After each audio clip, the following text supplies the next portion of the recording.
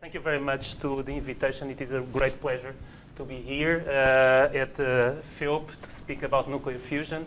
Also, it is a great pleasure because we also have members of IPFN here at FIOP, Francisco Salzedas and Carlos Pintasil. So FIOP is also a part of IPFN.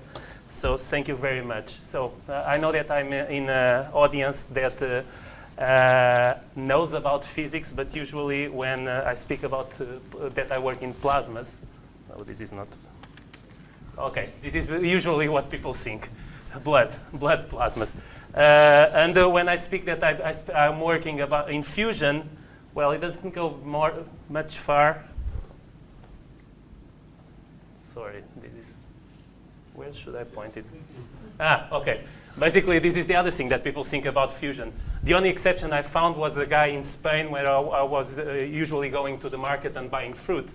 And he asked me, what do you do? And I say, I work in nuclear fusion. And the guy says, oh, that's the good one. I know.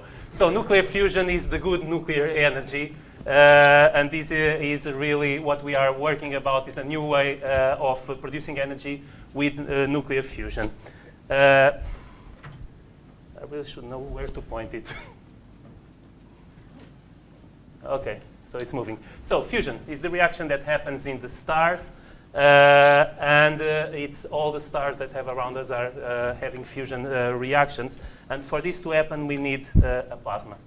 And plasma is known as the fourth state of matter. Probably you all know, being from physics.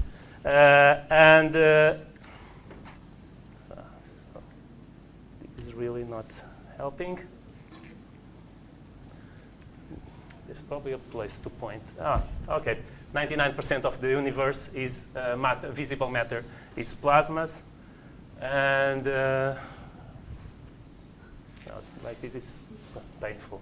So how do we make a plasma? So usually we need to give energy to the system. So to pass from the gas state to the plasma, we give enough energy to bring or to strip the nucleus out of the electrons, and we have a cloud of positive charges and electrons, and this is a plasma. It's not enough, it's not just an ionized gas. The real definition of a plasma is, okay, it's an ionized gas, globally neutral, because basically the positive charges and the electrons are more or less equal, and it exhibits a collective behavior. So this is the real definition of a plasma, and plasmas are are ubiquitous in the universe and in our lives.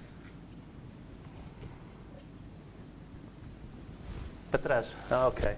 So plasmas are ubiquitous in the universe. So I mentioned about the stars, the solar winds that comes towards Earth, the plasmas when face the magnetic field, we have the auroras.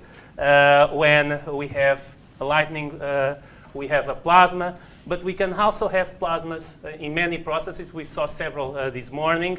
Plasmas to cover, for instance, materials for different applications. We can have plasmas for engines, for satellites, for instance. Or we can have plasmas for cutting, plasmas for welding, or like we have in IPFN, to simulate the re-entry plasmas when a spacecraft entered in different atmospheres. So this is our European shock tube for high enthalpy research, where we simulate different re-entry plasmas, or a work where Carlos Pintasil is involved related to the plasma conversion of CO2 to create oxygen in Mars. So this is also an application. Another one from IPFN that I'm really keen about is the production of graphene and derivatives. This is a device that we have 4 patents on, and we are able to produce graphene flakes, N-graphene, doped graphene with many materials, nanoplatelets, nanodiamonds. So it's really a really nice device, and the proof is just here. So these are nice graphene sheets produced with plasma at IPFN. So in reality, plasma research is growing. It has a huge community. It has huge scientific opportunities and challenges. And it has many, many applications. So this is from 2010, a report from the United States, but actually it's growing in importance and applications. Plasmas vary in density and in temperature. We go from the very low temperature plasmas up to the very high dense, high temperature plasmas, and they have different applications. So we have low temperature plasmas for us is one of these lamps here, a fluorescent lamp, which very low temperature, 10 electron volts. But for doing fusion in a lab, we have to go to temperatures that are 10 times higher than the temperature in the center of the sun. Okay, so we already had in the previous talk what is fusion. So nuclear fusion 101. The idea is to join light nucleus, and by being able to induce the fusion reaction in this light nucleus, we are able to produce energy. And this is the goal is produce energy and transform this energy in electricity. The example I have here is the deuterium-tritium reaction, but is one of the many reactions that can go where fusion can happen. And here we have many examples. So this is the cross-section for several fusion reactions: deuterium-tritium, deuterium-deuterium, deuterium-helium-3, proton-boron, helium-3, helium-3. The reason why I focus on deuterium-tritium is just because it is the reaction that has higher cross-section at lower temperature. And by lower temperature, we are speaking about 10 to 20 kiloelectron volts. And this means that we have to achieve temperatures that are in the order of 150 million degrees to be able to produce fusion. So to control these reactions on Earth, we are not able to simulate the gravitational confinement that the stars produce. So on Earth, we can only use magnetic fields to confine the plasma, or inertial fusion. Magnetic confinement is the one that is more promising for energy production. But this year, in the beginning of this year, we had very nice results from inertial fusion. And when we speak now about fusion, there are many different ideas of how we can confine a plasma and achieve fusion. We have here 5 of these big ideas. We have magnetic confinement. We have a stellarator, which is also magnetic confinement, but with a different magnetic arrangement with the coils. We have inertial confinement that I will speak a bit more. We have reverse field configuration. We have magnetized target fusion. There are many different ways. I will only speak about inertial confinement and then magnetic confinement fusion. To achieve a reaction, we need to compress a target of, just to give you an idea, if we had 1 kilogram of fuel, we will need temperatures of about 10 kiloelectron volts, and we will need 10 to the 12 joule of energy. So this means it's about the energy required by exploding 200 tons of high explosives, which is not very practical. So, and this would allow us to compress something that is the size of a basketball to the size of a pea, and to be able to do fusion. So we can do this with lasers. And how we do this with lasers? So we have a small pellet, smaller than a pea, a very small pellet that we target with different beams all around. The beams eject material when they become hot from the laser. And when they eject the material, we have a reaction that pushes the target towards the center, and we compress the target, achieving a very high density and enough temperatures to achieve fusion, and that's inertial fusion, basically. And this is what is done in the National Ignition Facility. So you see here the laser bay where you have all the lasers required. This has a laser. Yeah, there's a laser here. So you have the laser bay. These are lasers from the 80s. This is important because it affects when we look into the energy. And we have here the target chambers. And in the middle of this target chamber that you can see that is very large, you will have a small pellet where you fire 192 lasers and in this small pellet, and you are able to compress the target. So basically this is what you have the target here, just to give you an idea. So this is a pellet with deuterium-tritium.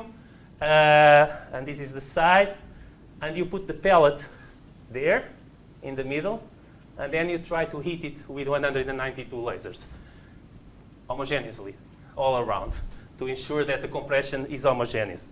And actually, they were able to do it. So in August 2021, they achieved 70% of conversion. What this means is that from the energy that the lasers had when they hit the target, 17% was converted in fusion energy that was released. So it still required more energy than what was required. But we know why. And the reason why this happened is because on one side we have instabilities that generates when you hit the target. You have these Rayleigh-Taylor instabilities that makes that the compression is not homogeneous, and also because you don't have perfect symmetry on the target, and also on the lasers all around.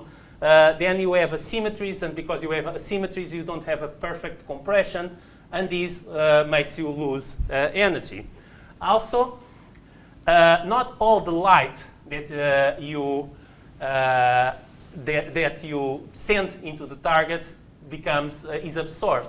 So you have scattering, and you have losses there. You have the production of high energy electrons that lose energy and that make the target expand. So it makes it harder to compress the target. And this also contributes for making it difficult to achieve inertial fusion. So the next step was thinking about indirect drive. So it's slightly different approach. And in indirect drive, you have the same pellet of fuel, but now inside a cylinder, a gold cylinder here. You hit with the lasers the walls of the cylinder. The cylinder starts to emit X-rays, and it's the X-rays that are going to impact on the pellet and that make the pellet to start bursting materials and to compress. And with this, you are able to achieve fusion. And only 10% of these X-rays are absorbed by the capsule, and 50% of the energy is converted, of the lasers are converted into X-rays. So this is the other idea to produce inertial fusion. And actually, so here is the hologram, which is the target. Just to give you an idea of the size, the pellet of fuel is inside. Again, we have the same chamber. We have to put this in the middle of the chamber, and we have to heat it homogeneously. Not so much as, oh, sorry, jumped one slide. Okay, I don't have the other slide, but with this arrangement, NIF was able to achieve 120% conversion. What does this mean? Is that with this arrangement, this was the result that was announced in the beginning of this year. They produced 20% more energy than the energy that was incident. Of course, people that are against fusion immediately say, oh, but it's only the incident energy. The lasers spend a lot of energy. Everything, all the infrastructure spent a lot of energy.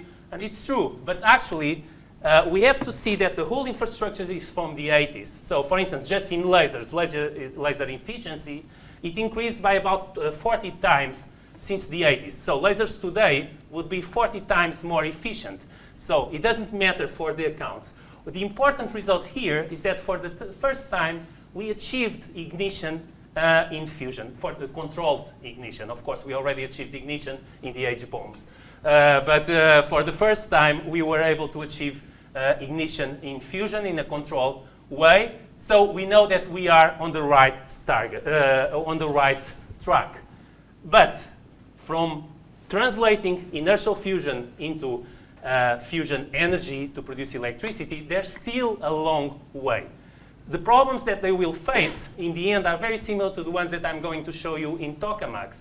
The energy, the production of the fuel, the materials, etc. But they have additional problems. One problem that you can think is that they do this discharge once, and then they spend days to put another target to repair everything to be able to do their days or months to be able to do another shot. To produce electricity, we would have to do this about 40 times per second. So you can imagine what it is to have a target there in the middle, to hit the target perfectly, to have homogeneous compression, to produce fusion every 40 times every second. with this type of arrangement. So this is quite complicated. That's why magnetic confinement is probably the way to achieve faster energy, electricity production with fusion. So for the magnetic confinement, what we need is magnetic fields. With a magnetic field, we are able to trap or to confine our charged particles from the plasma and to reduce the movement that they have towards the wall of our device. And this is important because we have a very high, we have a plasma with a lot of energy. If most of the particles hit the wall, we would melt the wall. We would damage our device. So we use magnetic fields. And how does it work? So basically, the basic idea behind the tokamak is that you have a donut shape, a torus. Inside the torus, you have the plasma. You have these toroidal field coils that induced a magnetic field, a toroidal magnetic field. And then you have a transformer here, where the plasma is the secondary of the transformer. And with this transformer, you induce the current in the plasma. And when you induce the current in the plasma, you have a second magnetic field, the poloidal magnetic field, that overlaps with the toroidal magnetic field, and you have this helicoidal magnetic field. And it is this magnetic field that confines the plasma inside my device. So, basically, how we build a fusion device. We start with a donut, not really a donut. Sorry, this is from the presentations for the secondary schools. So not really with a donut. It's a donut-shaped vacuum vessel. Around the vacuum vessel, we put the toroidal field coils. In this example, we have 24 toroidal field coils that will be energized up to 3 Tesla. In this example, this is jet in the United Kingdom. These are cooled coils with a fluoride component called Galden.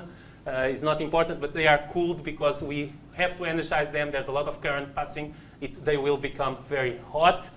And when we have coils and we have magnetic fields, everything tends to twist a lot. So we need a support structure of 2,600 tons just to keep it all in place. We need another coils there. And these coils are coils that are used first to position the plasma inside the chamber.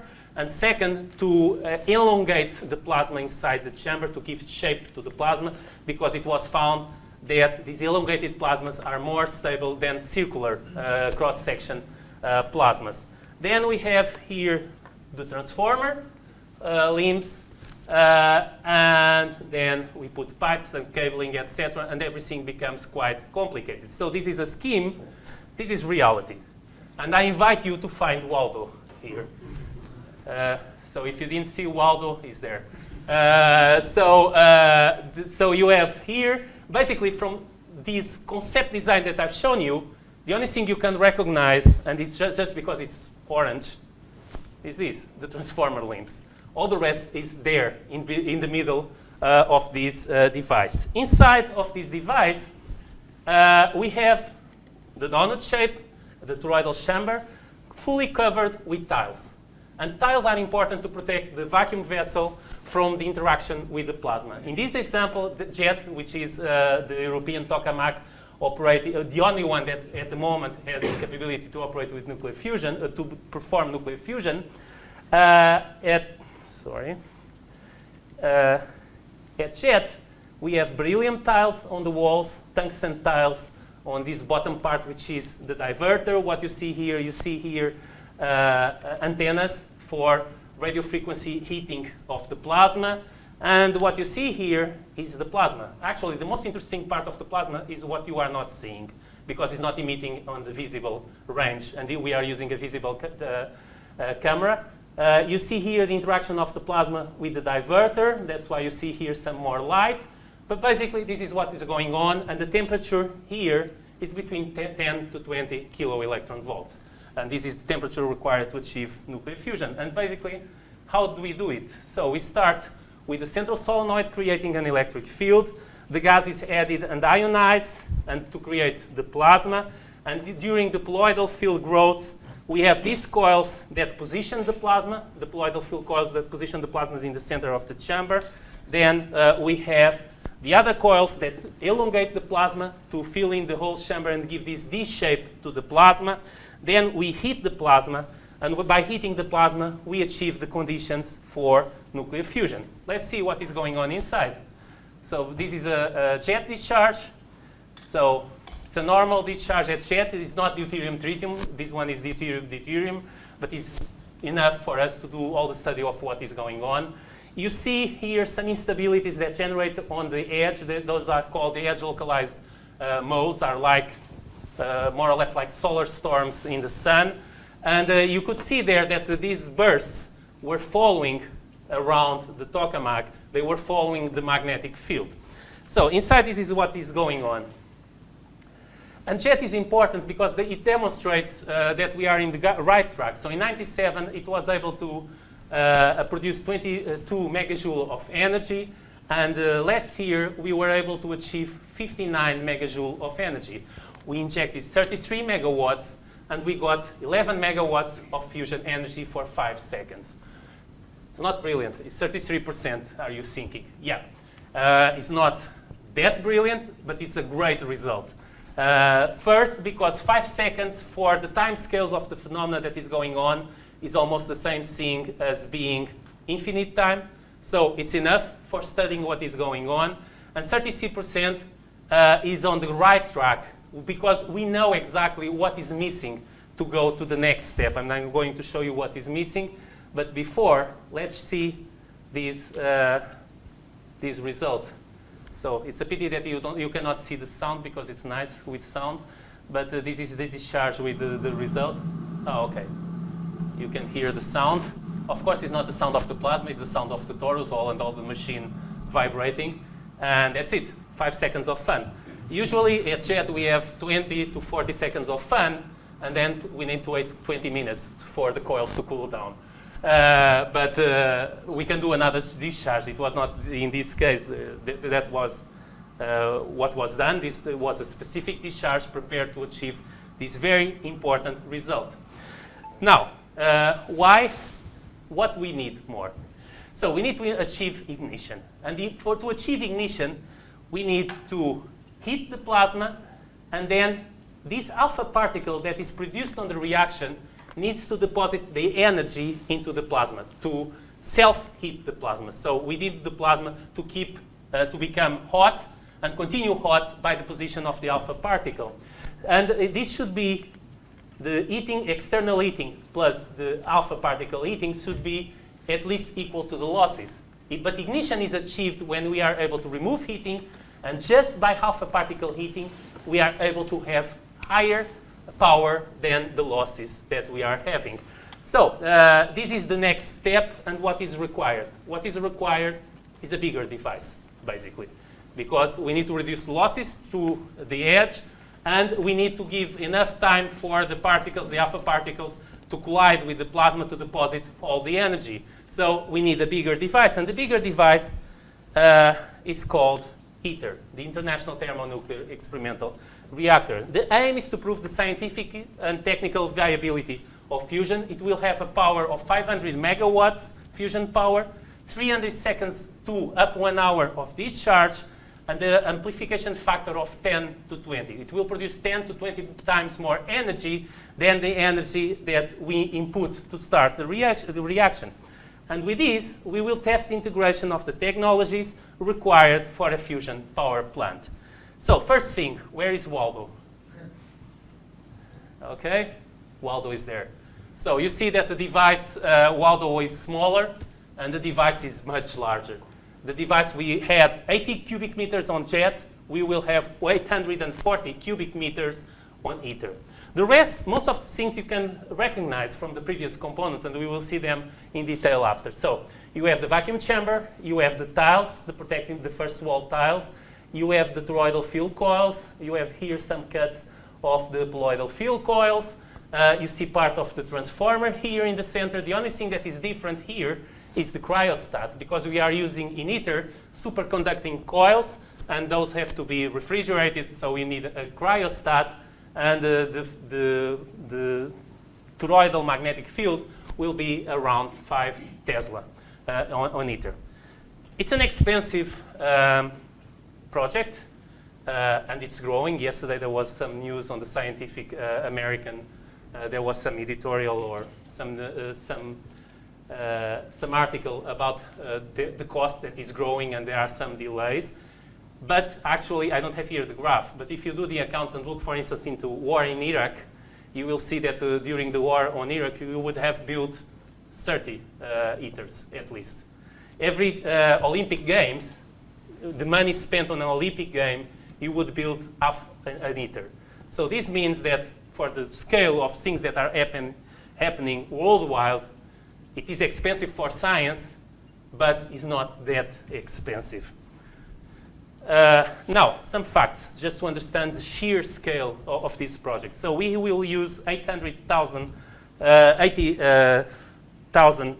kilometers of neodymium-tin superconductor in the toroidal field coils. Each coil weighs 360 tons. It's the weight of a Boeing 747 fully loaded.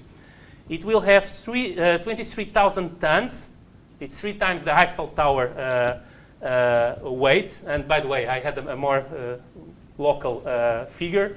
So it's about 6 times Ponta Dona Maria here, the weight, which is 4,000 tons of metal.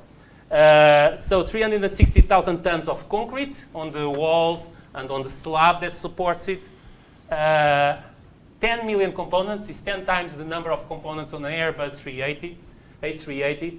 Well, I already mentioned the temperature, 150 million degrees. This is 10 times the temperature in the center of the sun and doesn't even have any comparison with the surface of the sun that is at 6,000 degrees. The volume I already mentioned, 840 cubic meters, and it has a height of 73 meters. Just to give you an idea of the size. So these are the seismic, so these are plinths with some seismic dampers here, 180 meters. These are all, there's a slab that goes over these seismic dampers. This is to prevent that the machine is damaged if an earthquake happens there, or an earthquake that happens in the south of France every 10,000 years or something. But if it happens, it shakes, but it doesn't break. And also because there will be movements when the machine is operating. And this will oscillate, and the dampers are there to ensure that everything goes well. Today, we have all this slab around these dampers. And above these, the machine is being built. Actually, the machine now, with all the tools, is so heavy that some of these dampers have to be, so you have here these, like you have in the cars, to lift the cars. So you have several here in the middle of the slab, just to support the weight that you are putting there, because it has to support the 23,000 tons of weight from the device, but also now has to support all the tools that are going there to put the machine inside.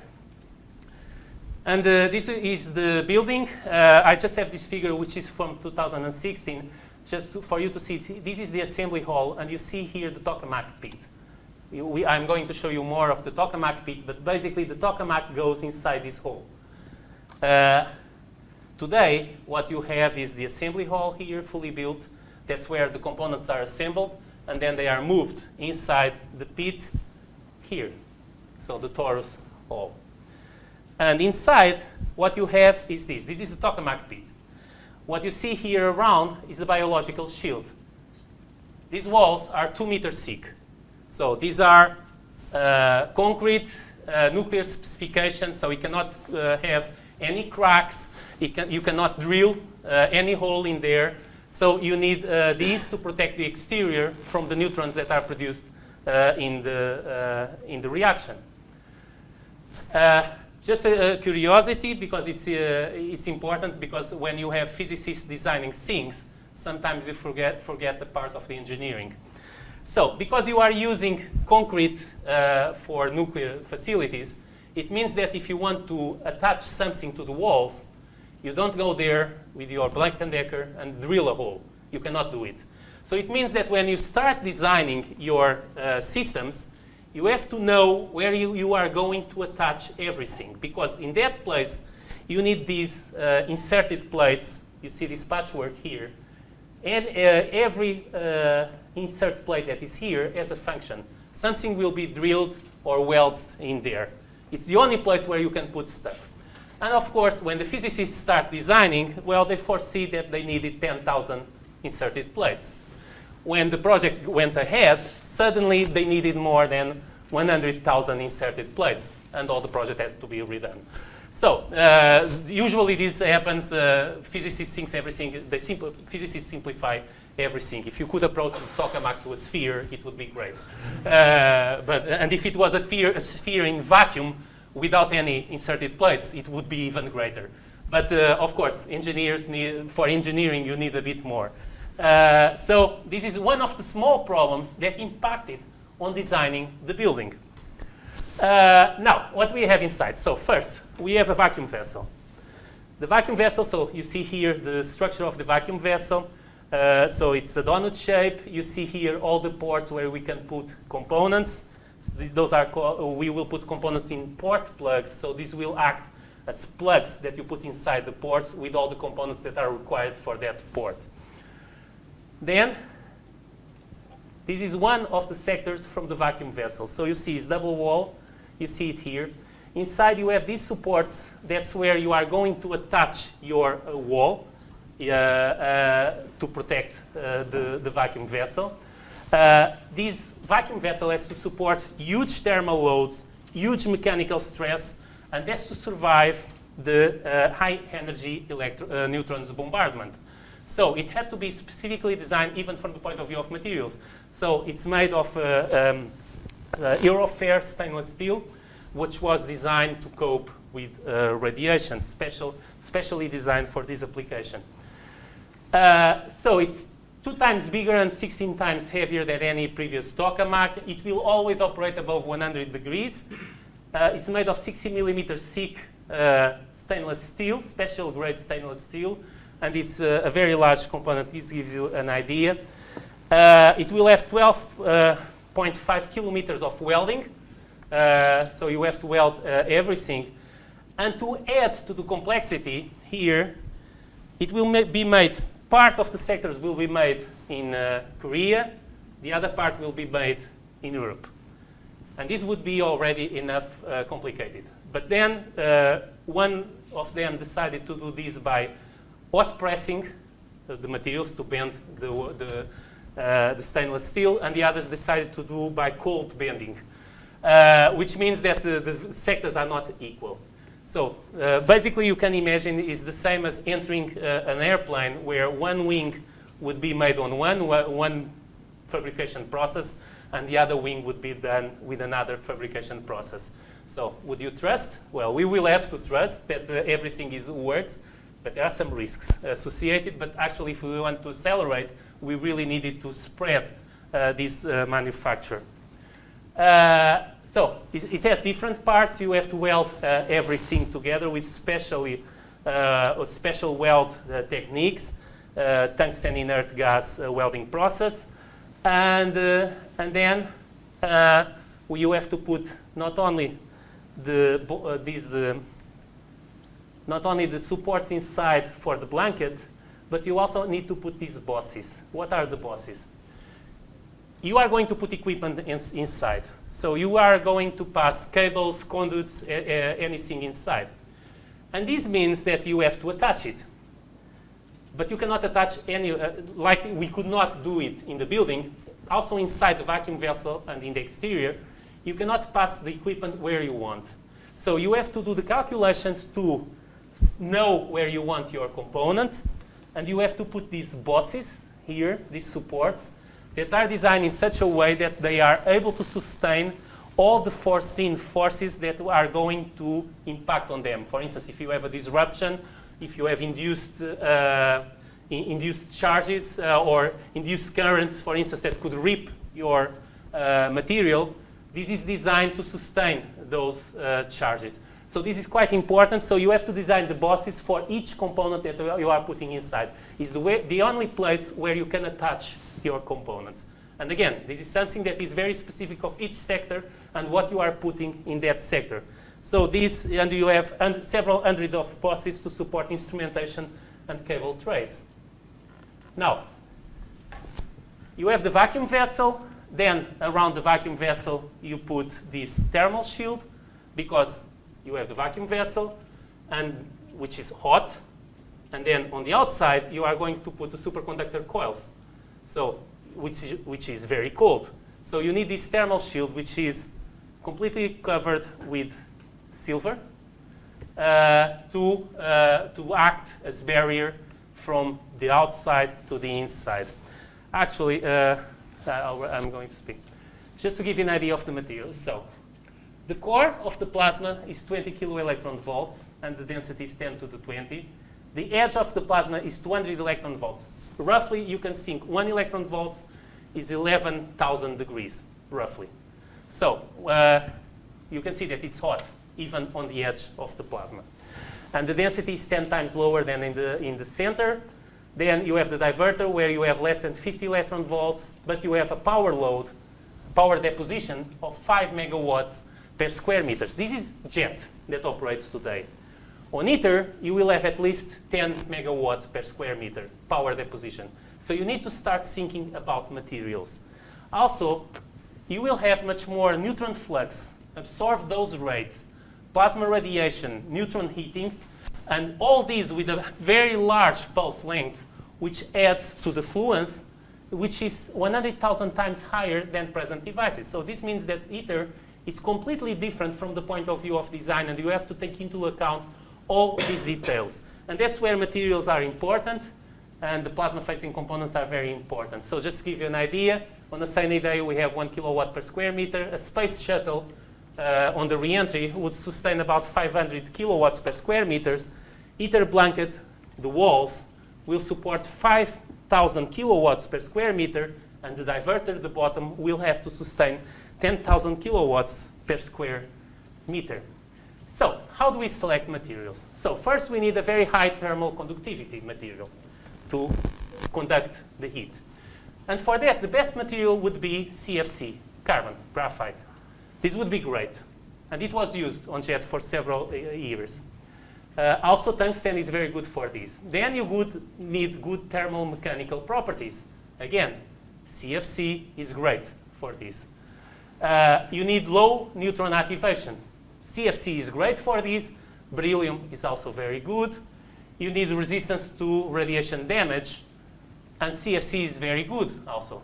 And now you are thinking, so, if CFC is so good, why they are not using CFC? We used for quite a while. But CFC has one problem. It's low, it has a very high chemical affinity with hydrogen. So with CFCs grab hydrogen. And because they grab hydrogen, they also grab tritium, which means that you, in a given moment, if you inject tritium into the device and you have CFC there, you lose track of how much tritium you have inside. And from the point of view of nuclear authority, this is not acceptable, so you cannot use CFC. We had to find another material. So the other materials possible are tungsten and beryllium. They have low accumulation of hydrogen because they have low chemical affinity with hydrogen.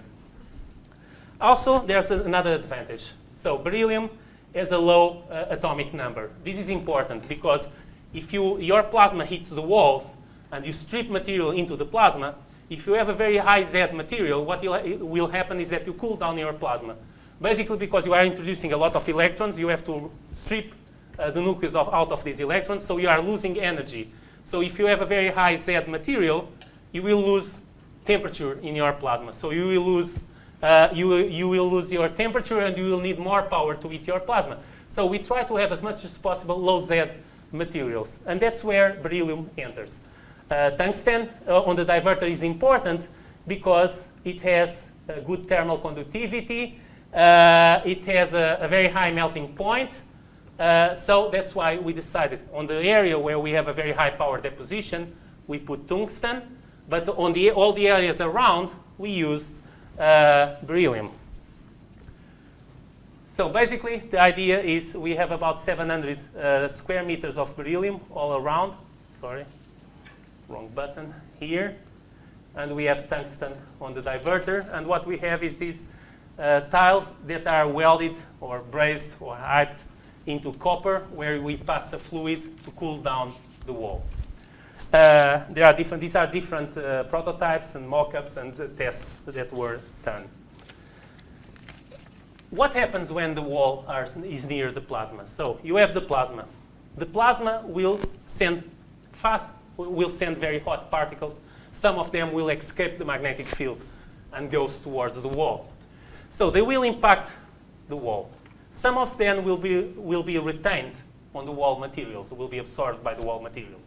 Some of them will be reflected, but they deposit energy. So they will be reflected, but cooler, which will cool down the plasma. Then we have, in this impact, you may have some erosion. This erosion will add to contamination of the plasma, also cooling down the plasma. But in some cases, you just have a migration of this material that will be redeposited in another place around the device. And in this deposition, you may have the tritium buried between the materials.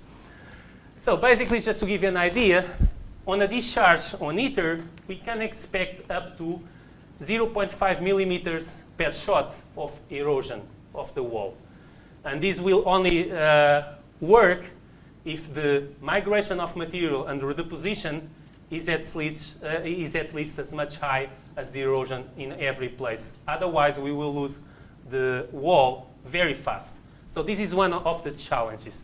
And also, it is important that we are able to reduce the redeposition, and with this redeposition to reduce the amount of tritium that goes within these materials. Another problem is because we are on a radiation environment, materials suffer a lot of damage. Here we have some examples. So you open voids in your materials, in the crystalline structures of your materials. You introduce impurities in your lattice. You have vacancies in your lattice. So you have rearrangements in your lattice. All these contributes to degrade your material. And when you have degradation, you can have, for instance, this is an example, tritium permeation. Tritium can go through your material, pass through the voids, and this is something that you want to avoid, but it needs to be studied.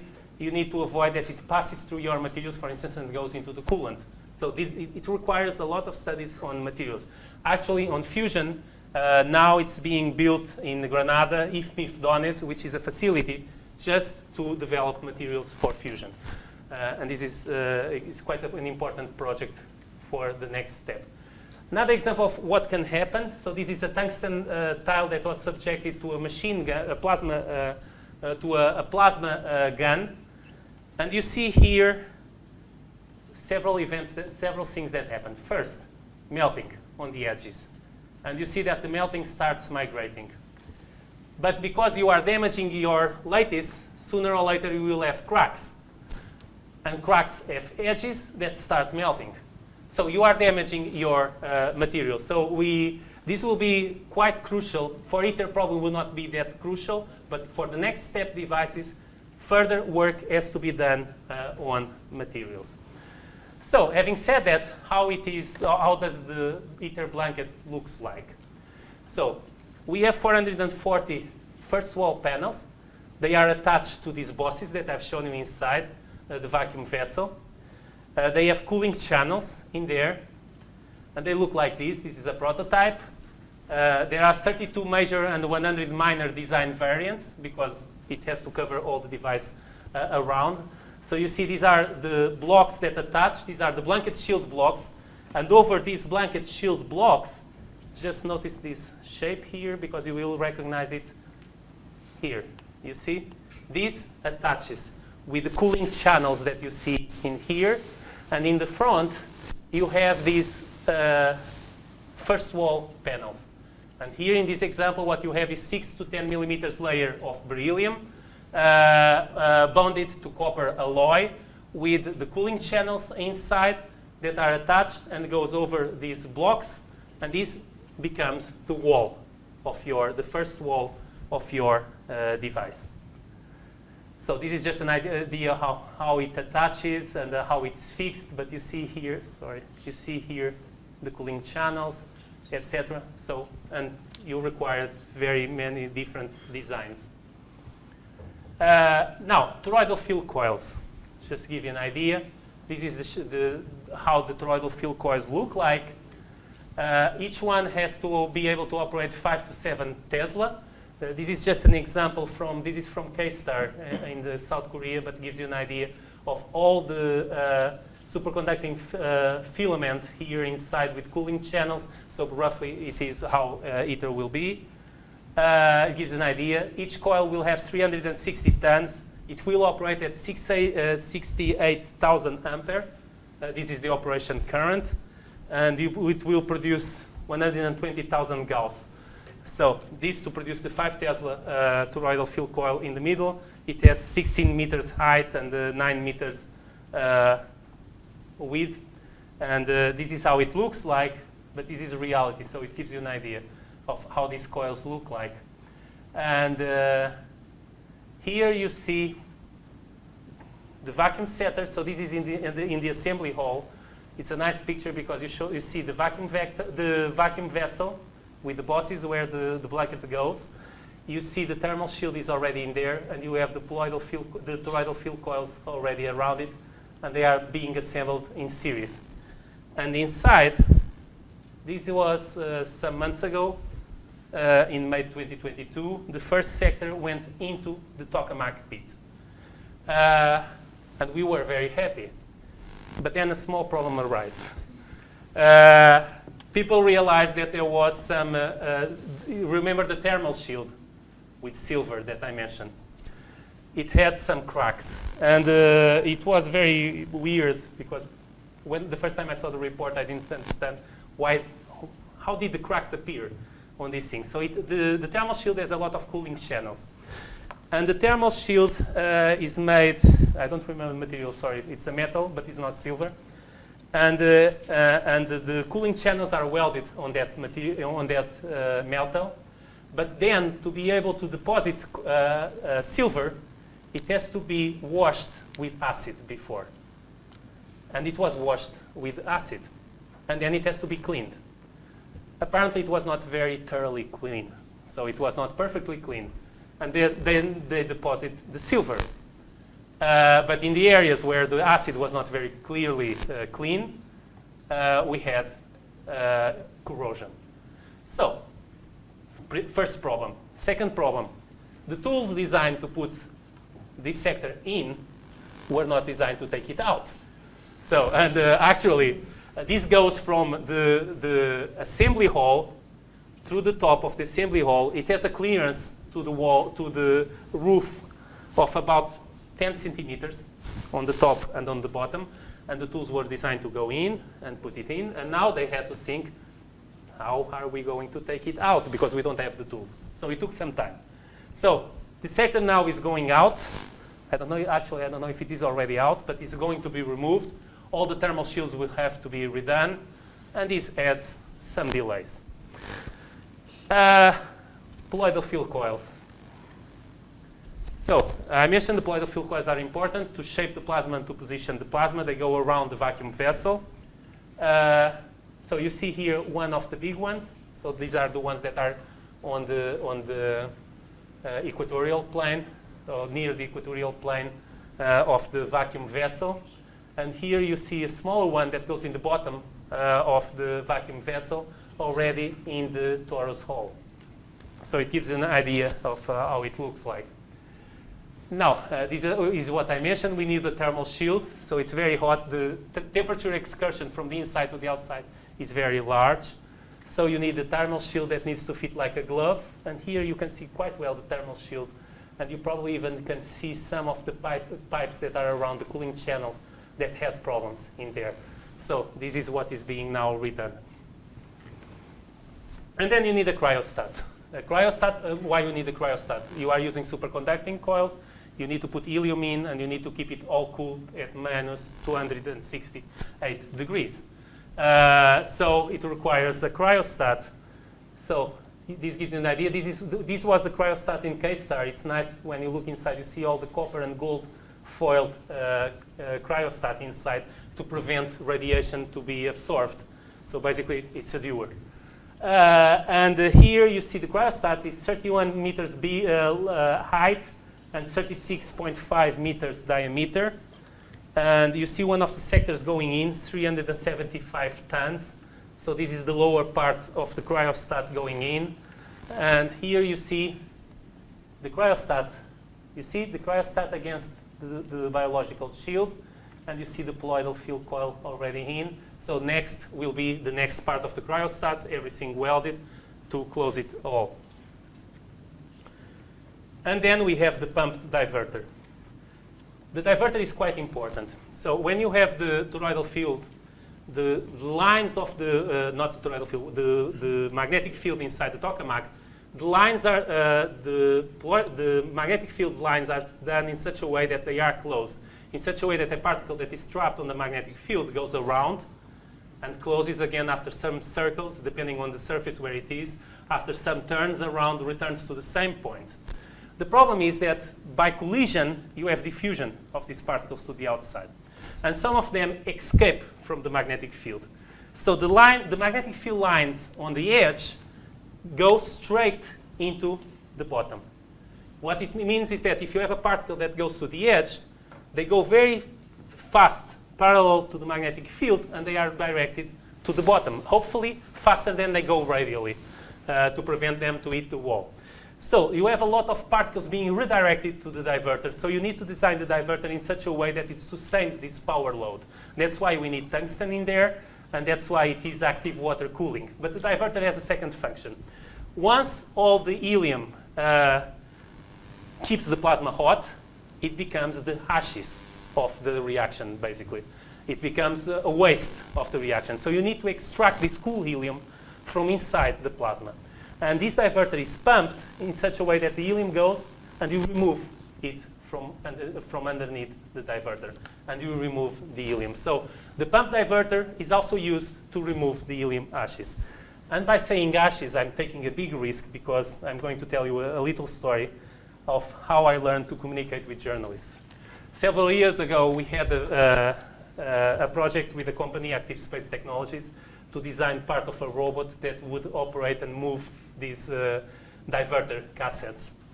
And a journalist called me, I was in Barcelona at the time, and asked me some questions, and I said in Portuguese, usually in English we say helium ashes, so we use it to extract the ashes from the reaction. And I explained what the ashes is. But unfortunately, the journalist only heard ashes. So the news, what it said there, was that we were working on the ashtray of ITER. And the title is The Ash Cleaner. So it was a very fast way to learn how to speak with journalists. Be very precise. And don't use terms that they can think of anything else, because they will be very creative. So we use ashes, but it's not ashes, it's just in the term that it is the remaining of the reaction. This is ITER first plasma, several years ago. Actually, the first plasma, fusion plasma, hopefully now will be in 2030 after solving all these problems, 2030, 2032. With all these problems, there was something that probably will be different. 1 year ago, we were thinking that we would close the plasma in 2028, the machine in 2028. We would do a discharge, a political discharge. You know, we bring politicians, they cut, they press the button, they are happy, they clap, they go, we open the device, and we continue working. So now with all these problems, the schedule will be redone in such a way that when we do the first plasma, then we go towards this direction. We already have most of the components inside to do the first hydrogen discharges, then go to deuterium discharges, and then about 10 years after, start DT operation to really do fusion. DD also has fusion, but much less neutrons. So why we do all this? First, it is clean. The remainings of the reaction, the ashes, is helium. So this is quite important. So it's good for decarbonization, CO2-free. It is almost waste-free. I already speak about I will speak about the waste, the radioactive waste. And the fuel is abundant. So we have deuterium for 3 times 10 to the 11 in the ocean, and lithium on Earth for 30,000 years, and on the oceans for 13 million years. if you are not listening to the previous talk, you will be wondering why he's speaking about lithium, but now you know. I'm going to tell you again, but you know that lithium is quite important to produce the tritium. So, and with the deuterium existing in 45 liters of water and the lithium from a battery, I'm able to produce as much energy as burning 40 tons of coal. Now, about waste. We have some activated materials inside. Even, for instance, one example, the vacuum vessel. Even if you have a very pure stainless steel designed for these, you always have impurities in the stainless steel. And these impurities get activated with neutrons. And because they get activated, you will have some radiation in there. You will have activated materials. So the materials that we are going to produce with what we know now are going to decay in about 100 years, about 200 years to a level that is below the coal, the ashes of coal. So very fast anyway when you compare to a nuclear reactor. But we are developing and trying to develop other materials that decay even faster, or that don't get that much activated. Now, fusion also has to be competitive. For us, competitive, it has to compete. If we manage to do fusion to produce electricity, in the end it comes to cost. And it has to be competitive and compared to what are the best cost energy production at the time. So our aim is to be at least as expensive as nuclear. And people say nuclear is very expensive. So just look into offshore wind costs for Portugal, and you will think twice if nuclear is expensive. I don't know if you heard this 30,000 million euros that 10 gigawatts of offshore cost in Portugal, according to the government. So it's quite expensive. So compare that with a nuclear power plant. So it's not, so we aim to have much less cost here, but of course, we don't know. We just have estimates. And the other aspect is safe. I'm going to show you what safe means. So this is a discharge from jet. It will be a very boring discharge.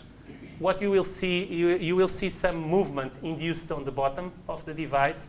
It was induced to spread the power load.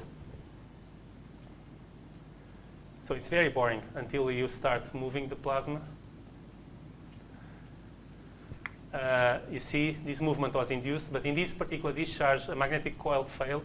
A magnetic sensor failed, and the control system was not able to detect the position of the plasma and move the plasma towards the wall. And what happens is that when we move the plasma towards the wall, you have a disruption. The content of the energy content that you had in the plasma suddenly is released towards the wall. But that's it. It finished. That's why it's safe. The problem is, it's so difficult to keep the plasma running. If it was easy, we would already have nuclear fusion. So it's so difficult to keep the plasma running that it becomes safe just because of that. Anything that goes wrong, it stops. We always also have very few amounts of fuel inside. You could just cut the fuel supply and it stops. So this adds to the safety of fusion. So in the end, why we do all this? To keep the lights on. So it's fun to do plasmas. It's fun to work in nuclear fusion, but we need to keep eyes on our target. And our target is electricity production and to have a power plant. So the aim is to have at least one, well, not at least. The aim compared to a nuclear power plant is to have 1 gigawatt power plant. And actually, in the end, I didn't mention to you how we are going to produce electricity. But basically, it's boiling water. So it's a very expensive boiler, but we are going to boil water or a fluid. Because in the end, a thermal power plant or a nuclear power plant, they are just boilers, very expensive boilers. But you want to produce vapor that is going to act on a turbine, and then you produce electricity through a generator. And that's what we are going to do. We are only changing the heat source by a different type of boiler, a fusion boiler. So to do that, we need to extract the heat from the plasma. And that's where we need the blanket modules, the test blanket modules. And that's where the lithium comes in. So as the previous speaker mentioned, tritium is not abundant. Tritium has a half-life of about 12.3 years, which means if I have 1 kilogram of tritium today, 12.3 years from now, I have half a kilogram. And 24.6 years from now, I have 250 grams, which is not, well, as a fuel selection, is not brilliant because we have a fuel that disappears, it evaporates. over time. And actually, the inventory of tritium in the world is about a few kilograms. So tritium is produced by cosmic rays or on a nuclear reactor in Canada, a CANDU, that produces the tritium that we use now. So you need to find a way to produce tritium. And that's where lithium comes. So if you have lithium on the wall, you can use, there are different ways of putting. People are thinking about pebbles or different approaches for lithium. If you have lithium on the wall, and with the neutron that is coming from the reaction, you are able to produce tritium. You extract the tritium, but in this reaction, you deposit heat. And if you are able to extract this heat, and then you do the exchange, you are able to produce electricity. So that's where the idea comes from. We need this breathing blanket. ITER will only have 2 test breathing blankets. There were 3, now they are 2. Actually, I couldn't check if it is true, but people told me that the breathing blanket, ITER is, I didn't mention, but it is a project from China, Japan, Europe, Russian Federation, United States, India, and South Korea. All of them. All of them have shared intellectual property, except for the breathing blankets. Why? Well, that's where the money is. If you do the fuel and you extract the heat, all the rest, it's easy. But this is the complicated part, and actually this is one of the biggest challenges in fusion. It is a challenge that even inertial fusion would have to face, because on inertial fusion they also need tritium, and they also need to do the heat exchange. Now, when fusion will be produced? So because I'm modern, I decided to ask ChatGPT. It's an oracle now. So ChatGPT says, well, it's an oracle, but it doesn't like to compromise. So you will see this. Predicting is challenging, it says, in the next few decades, more or less. And he also says, overcoming the technical challenges and refining fusion technologies and securing sufficient funding, it's complicated and depends, of course, and practical fusion power is complex. So ChatGPT Oracle was not very useful. So it doesn't like to compromise. But it was roughly correct. It didn't lie. But it's much better. So if you believe in Sheldon, so you will have fusion in 2560, more or less. Deuterium fusion. So maybe he has somewhere there deuterium tritium. But Sheldon is wrong, I hope. And the aim is 250. And why? Because at the moment we are operating JET, we are building ITER, and at the same time that we are building ITER, we are building DEMO, which is a demonstrating reactor to produce electricity. Actually, when I mention demo, it's not one demo. Eurofusion, the European laboratories have one demo. United Kingdom is designing a demo called STEP, and they are very aggressive designing STEP. They are even, they already have a site. They already have companies involved. They are going very fast. It's not a big demo, but STEP, they aim to produce electricity by 2040. China also has. So nuclear fusion is in fashion now. It's really in fashion. This is spring-summer collection 2023 based on the nuclear fusion. So they say from Gabriela Hearst. But the reason I say it is in fashion is because actually there's a lot of money going in, private money going into fusion. There are at the moment about 35 different companies, private companies, investing in fusion. Different concepts. Some that look like a tokamak, I think probably is the most promising one. And some other very many different ideas. Some using, for instance, proton-boron reactions. Some using deuterium-deuterium reactions. Some using helium-3 reactions. Probably they will operate on the moon because we don't have that many helium-3 on Earth. But there are a lot of investment going on. The problem is that they are promising a lot, so the stakes are very high. I even saw one that signed a contract with Google to supply electricity in 2028. They are very aggressive. I don't think that they are going to do that. It would be great if they achieve, if any of these projects achieved results.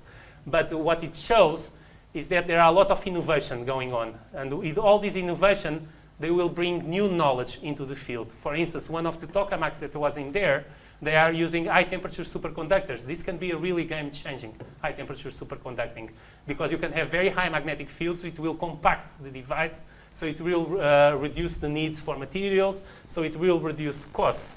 So basically, we are looking towards tomorrow's energy, trying to replicate energy from the sun. And if you want to know a bit more, you can read my book. You can just download. It's free. And I update it regularly. Thank you very much.